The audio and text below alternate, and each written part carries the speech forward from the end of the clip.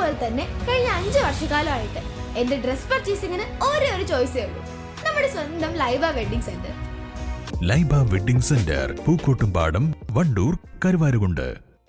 വാടക വീട് കേന്ദ്രീകരിച്ച് MDMA വിൽപ്പന നടത്തിവന്ന യുവാവിനെ നിലമ്പൂർ പോലീസും ഡാൻസ് ഓഫും ചേർന്ന് പിടികൂടി. 3.3 ഗ്രാം MDMAയുമായി മേപ്പാടം കൂളിക്കൽ സ്വദേശി പുതുമാളിയേക്കൽ നൌഷാദിനെയാണ് SITP മുസ്തഫ അറസ്റ്റ് ചെയ്തത്.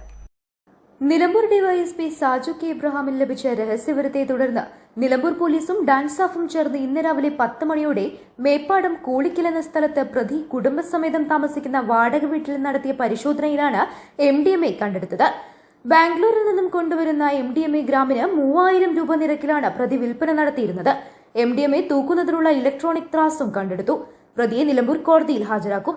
CPO സുജിയും ഡാൻസ് ഓഫ് അംഗങ്ങളായ Sunil NP, Abhilash Kaippini, KT Ashif Ali, T Nibin Das, Jio Jacob എന്നിവരും ചേർന്നാണ് പ്രതിയെ പിടികൂടിയത്. News bureau, Nilambur.